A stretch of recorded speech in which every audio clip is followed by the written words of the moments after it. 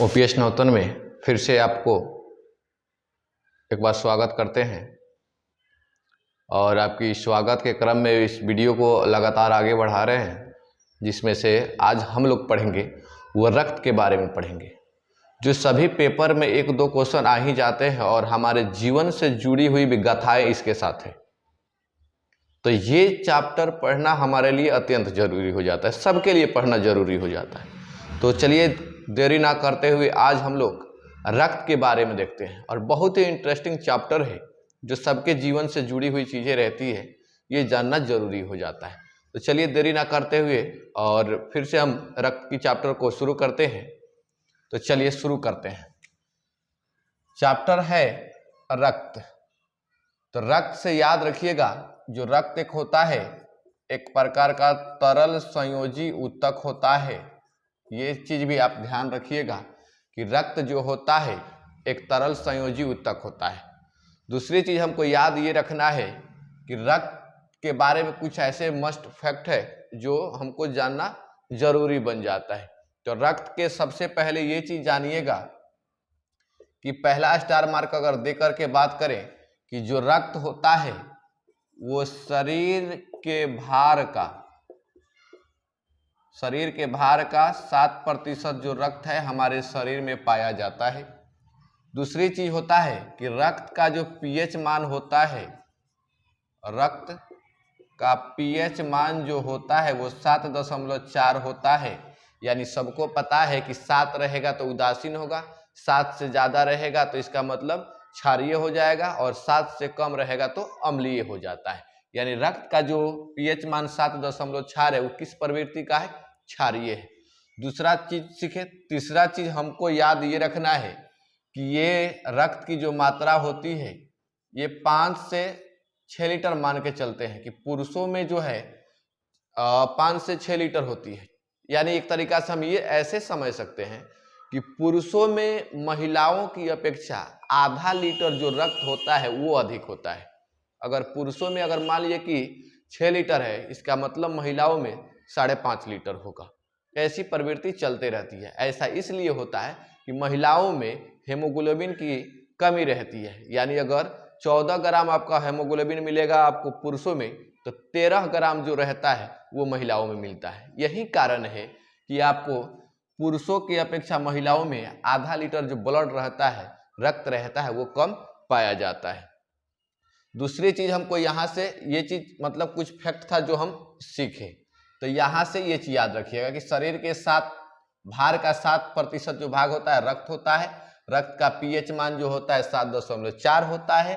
और ये जो है पुरुषों में कहें या फिर किसी अन्य में कहें, या पुरुष में ही मान के चलिए 5 से 6 लीटर जो व्यक्ति में ब्लड होता है, और महिलाओं में पुरुषों की अपेक्षा आधा लीटर कम होता है। यानी पुरुष में आधा लीटर ज्यादा रहेगा तो महिलाओं में आधा लीटर कम रहेगा। ये चीज हम जानने की कोशिश यहाँ से करेंगे। और आगे बढ़ाते हुए अब हम लोग पढ़ेंगे रक्त के प्रकार में, जैसे प्लाज्मा होता है, रुधिराणु होता है। तो ये चीज के बारे में हम जानना चाहेंगे। तो चलिए वीडियो को आगे बढ़ाते हैं इसी तरीका से।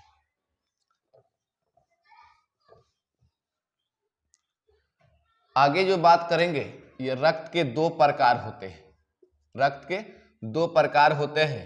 एक को हम कहते हैं प्लाज्मा, जो आपको रक्त में 60% जो भाग होता है वो प्लाज्मा से भरा होता है। और दूसरा इसका पार्ट है रुधिराणु। दूसरा इसको क्या है? रुधिराणु। ये जो भाग होता है ये 40% होता है। ध्यान रहे, कुछ बच्चों को ऐसा लग रहा होगा कि सर ये प्लाज्मा तो 55% होता है। हाँ, जरूर होता है। लुसेंट में आपको मिलेगा, कुछ ऐसे बुक में मिल जाएगा जो आपको 55% ये दिखाएगा, तो 45% ये दिखा देगा। तो ये ध्यान रखने बात है कि जो एग्जैक्ट इसका वैल्यू होता है, प्लाज्मा 60% रक्त में पाया जाता है और रुधिराणु जो होता है वो हमारे रक्त में 40% पाया जाता है। 55 वाला भी सही है, लेकिन ये डाटा आप याद रखिएगा, फिक्स डाटा है।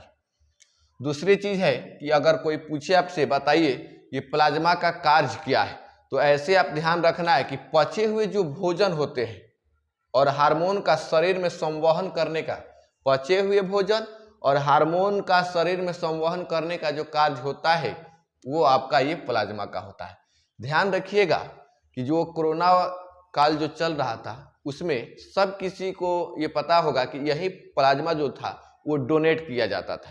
कोरोना बीमारी से लड़ने के लिए इसी प्लाज्मा को क्या कर दिया जाता था, डोनेट कर दिया जाता था। आगे इसमें से याद रखिएगा, दूसरा एक टॉपिक तौर पे रखेंगे सेरम। प्लाज्मा में एक और चीज याद रखिएगा, प्लाज्मा में जो होता है वो 90% जो भाग होता है वो जल होता है। यानी रक्त में 60% प्लाज्मा होता है और 40% रुधिराणु होता है। और इस प्लाज्मा में 90% जो भाग होता है वो आपका जल का होता है। और सेरम क्या है ये चीज जानिए कि सेरम जो है आपका, ये एक प्लाज्मा में एक तरीका से कहें फाइब्रोनोजन प्रोटीन पाया जाता है। और जब प्लाज्मा में से फाइब्रोनोजन प्रोटीन को निकाल दिया जाता है तो बचे हुए शेष भाग को हम सेरम के नाम जानते हैं, सेरम के नाम से हम जानते हैं। ये चीज ध्यान रखिएगा।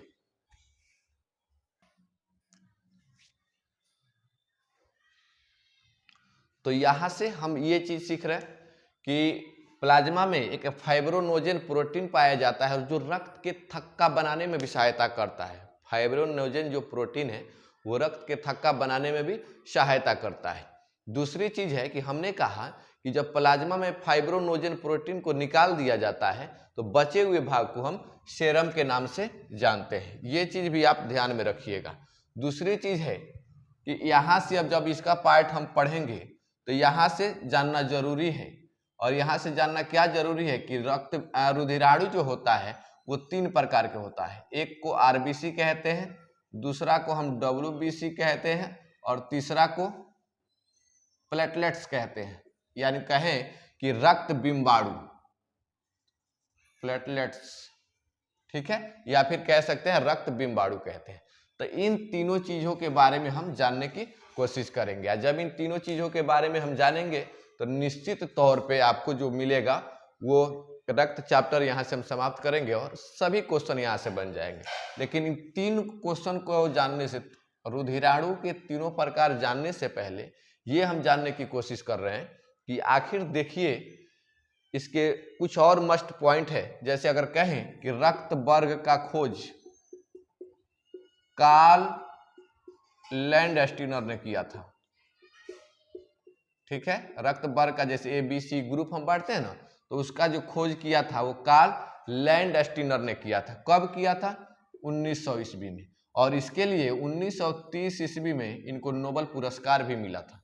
ध्यान रहे चीज, यहाँ पे हम रक्त परिसंचरण तंत्र की बात नहीं कर रहे हैं ना, तो रक्त परिसंचरण तंत्र की बात करेंगे तो वहां पे आपका हो जाएगा विलियम हार्वे। लेकिन यहाँ पे रक्त समूह का या रक्त वर्ग का बात करेगा तो कार्ल लैंडस्टीनर ने किया था। कब? 1900 ईस्वी में। और इसके लिए 1930 में उसको क्या मिला था? नोबेल पुरस्कार मिला था। तो चलिए अब आगे हम देखते हैं इसके बारे में, रुधिराणु के तीनों पार्ट के बारे में हम देख लेते हैं। यहाँ से एक और चीज, यहाँ से अगर कहें कि सर्वदाता, सर्वदाता बोले तो हम कहें कि यूनिवर्सल डोनर, जो सबको ब्लड दे सकता है, वो जो ग्रुप रहता है वो पॉजिटिव रहता है, ठीक है, या फिर ओ समझ लीजिए या फिर ओ पॉजिटिव समझिए। तो ये चीज यहां से मिला। और सर्वग्राही कहें यानी जो सबसे ग्रहण करने वाला है, सबसे ब्लड ले सकता है, वो आपका जो है AB है। यानी कहने का मतलब है कि यूनिवर्सल डोनर की बात करेगा तो ओ है, यानी ये किसी को ब्लड दे सकता है। यूनिवर्सल रिसेप्टर बात करेंगे यानी सब सर्वग्राही यानी सबसे ले सकता है, तो AB है। चलिए अब हम देखते हैं ये रुधिराणु के तीनों पार्ट के बारे में देखते हैं।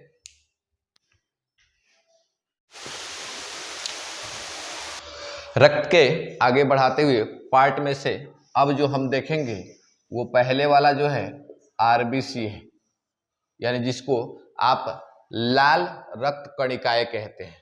तो इसकी क्या खासियत है? सबसे पहला स्टार मार्क ये दे करके हम देखेंगे।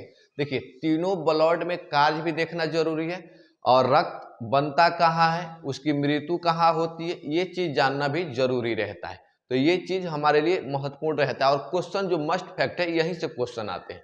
तो RBC के लिए देखेंगे, सबसे पहले तो इसमें केंद्रक नहीं होता है, केंद्रक इसमें नहीं होता है, ये चीज हम देखेंगे।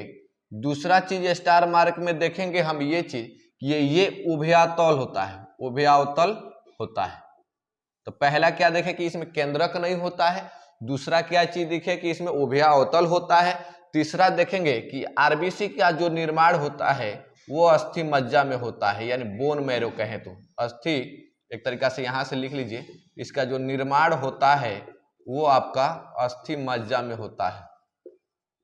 ठीक है, यानी ब्लड का आरबीसी का निर्माण कहाँ होता है, अस्थि मज्जा में होता है।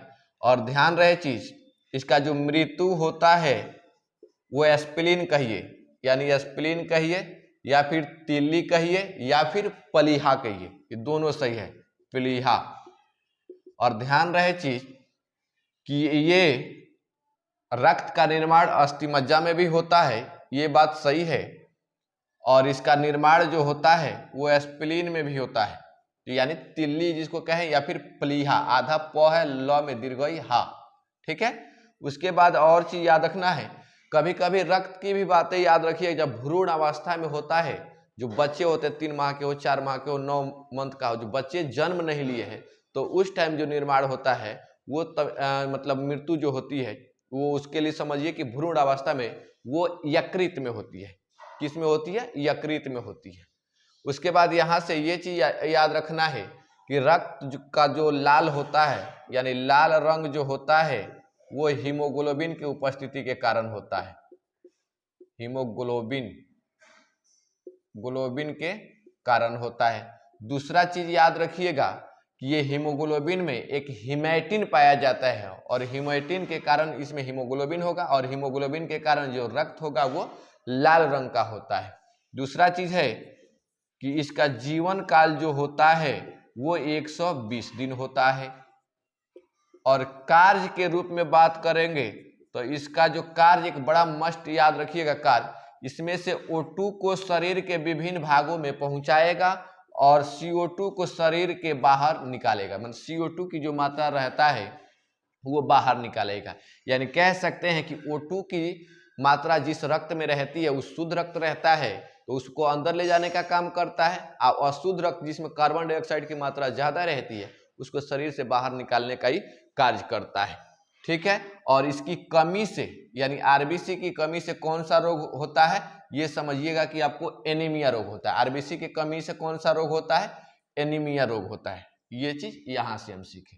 दूसरा है आपका डब्ल्यूबीसी यानी श्वेत रक्त कणिकाएं। इसका समझिए कि निर्माण जो होता है, इसका निर्माण जो होता है अस्थि मज्जा में होता है, और मृत्यु जो होती है वो रक्त में ही हो जाती है। ये मृत्यु कहाँ होती है, इसकी रक्त में ही हो जाती है। ये चीज, इसका भी निर्माण अस्थि मज्जा में होगा, अब मृत्यु जो होगा कहाँ होगा, ये रक्त में ही हो जाती है। तो याद रखिएगा, कभी कभी इसकी यकृत या प्लीहा में भी मृत्यु होती है। यकृत के लिए हमने बताया कि क्यों उसकी मृत्यु यकृत में होती है, कैसे होती है, जब भ्रूण अवस्था में बच्चा जन्म नहीं लिया रहता है तब उसकी जो मृत्यु होती है वो भ्रूण अवस्था के लिए यकृत में ही उसकी मृत्यु होती है। अगला चीज यहां से 2 चीज स्टार मार्क के तौर पे देखें। अगला चीज एक तरीका से कहें कि इसमें केंद्रक होता है, इसमें केंद्रक होता है। दूसरा चीज देखें इसका जीवन काल, और जीवन काल की जब इसकी बात करेंगे तो 2 से 4 दिन होगा, ये चीज याद रखना है।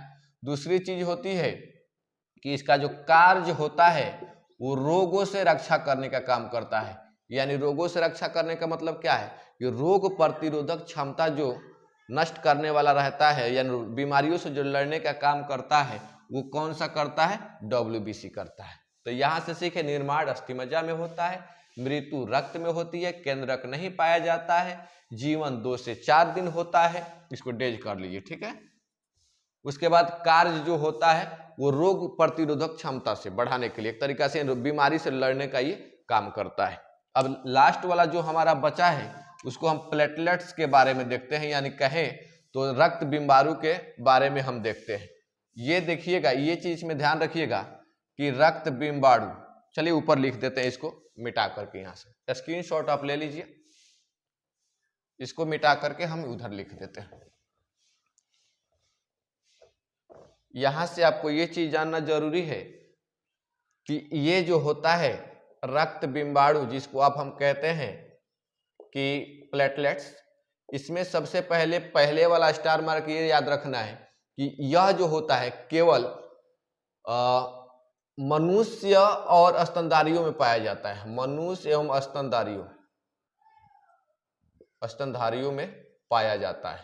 पहली चीज तो ये सीखे कि रक्त बिंबाणु यानी प्लेटलेट्स जो होता है वो सिर्फ स्तनधारियों एवं मनुष्यों में पाया जाता है। दूसरी चीज याद रखिएगा कि इसमें केंद्रक नहीं होता है, इसमें केंद्रक नहीं होता है। अगला क्या चीज याद रखेंगे कि इसका जो निर्माण होगा वो अस्थि मज्जा में होगा। निर्माण जो होगा किस में होगा? अस्थि मज्जा में होगा। ठीक है। और इसका मृत्यु भी याद रखिएगा कि इसका मृत्यु कहाँ होगा आपका, ये चीज ध्यान रखिएगा, प्लीहा। इसका मृत्यु कहाँ होगा? प्लीहा, जिसको तिल्ली कहते हैं या फिर स्प्लीन कहते हैं। ठीक है। अगला चीज याद रखिएगा, मृत्यु तो हम सीखे, इसके साथ साथ हमको जीवन काल भी सीखना जरूरी है कि प्लेटलेट्स का जो जीवन काल होता है वो 3 से 5 दिन होता है। ठीक है, ये यहां से याद रखिएगा। इसका काम क्या रहता है रक्त बिंबाणु का यानी प्लेटलेट्स का? रक्त के थक्का बनाने में सहायता करता है। देखें कभी चोट लग जाती है तो खून अगर जमता नहीं, अगर थक्का नहीं बनता, तो इसका मतलब उस व्यक्ति का रक्त जो होता है प्रवाह हो जाता है, रक्त गिर जाने के बाद व्यक्ति क्या होता है? मर जाता। तो रक्त के थक्का बनाने में प्लेटलेट्स बहुत बड़ी भूमिका निभाता है। तो इसका कार्य भी है क्या? प्लेटलेट्स का रक्त के थक्का बनाने में सहायता करता है। उधर हमने क्या कहा कि फाइब्रोनोजेन एक प्रोटीन होता है जो रक्त के थक्का बनाने में सहायता करता है। लेकिन जब प्रोटीन का नाम पूछे तो ये चीज यहां से याद रखिएगा। ठीक है। चलिए उसके बाद क्या करते हैं कि जीवन काल तो हम सीखे, ये भी सीखे। इसके डेंगू एक और चीज जान लीजिए काज के रूप में, या फिर ऐसे जानिए कि डेंगू ज्वर के जो कारण होता है, डेंगू एक तरीका से कहें डेंगू ज्वर का जो बीमारी होता है उसका कारण होता है कि प्लेटलेट्स की कमी हो जाती है। जब प्लेटलेट्स की कमी हो जाएगी तो डेंगू ज्वर आपको निश्चित हो जाएगा। तो प्लेटलेट्स भी हमारे जीवन में बड़ी भूमिका निभाता है। हमने क्या कहा कि जो एक तरीका से आरबीसी है उसका निर्माण एक तरीका से कहें कि आरबीसी में केंद्रक नहीं होता है, ये समझ सकते हैं। यह जो होता है उभयावतल होता है। आरबीसी के लिए हम चर्चा करें, और हमारे शरीर में सबसे ज्यादा जो मात्रा पाया जाता है आरबीसी का ही पाया जाता है, लगभग 5 मिलियन बोले तो 50 लाख के आसपास। डब्ल्यूसी की मात्रा कम पाई जाती है, प्लेटलेट्स की मात्रा उसकी अपेक्षा ज्यादा पाई जाती है। यानी सबसे ज्यादा जो मात्रा हमारे रक्त में पाया जाता है वो आरबीसी की मात्रा रहती है। यहां से ये चीज हम सीखे कि रक्त क्या है, इसका कार्य क्या है, निर्माण क्या है। तो ध्यान रखिएगा, कई बार क्वेश्चन पूछा कि रक्त के प्लाज्मा में जल कितना प्रतिशत होता है, तो 90%। और रक्त में प्लाज्मा कितना प्रतिशत होता है? 60%। रुधिराणु कितना प्रतिशत? 40%। ये चीज ध्यान रखिएगा। ठीक है। और यहां से आपका ये चैप्टर समाप्त होता है। उम्मीद करते होंगे कि एक छोटा सा प्रयास आपको अच्छा लगा होगा। कम समय में जितने यूट्यूबर आपको एक तरीका से कहे 2 घंटा 3 घंटा जो वीडियो लेते हैं, उसी चीज को हमने निचोड़ निकाल के आपको कम समय में देने का काम किया है। अगर आपको अच्छा लगे तो इसका परिणाम तो कुछ होना चाहिए, इनाम तो मिलना चाहिए। तो याद रखिएगा, चैनल को सब्सक्राइब जरूर कीजिएगा, शेयर भी कीजिएगा अपने दोस्तों को, क्योंकि गरीब बच्चों तक ये पहुंचेगा। तो बिना टाइम जाया किए कम समय में उतना ही चीज हम आपको बता रहे हैं जो आप कहीं ट्यूशन में पैसा दे के पढ़ते हैं। तो ये देखिए, ऐसे आपकी वीडियो जो है लगातार आते रहेगी। और जब भी अभी चलेगा ग्रुप डी वाला है या फिर किसी अन्य कॉम्पिटिटिव के लिए, तो मैथ का वीडियो हम आपको अपलोड कर रहे हैं, वहां भी आपको मिल जाएगा ये चीज। फिलहाल यहाँ से हमारा रक्त जो चैप्टर है वो समाप्त होता है।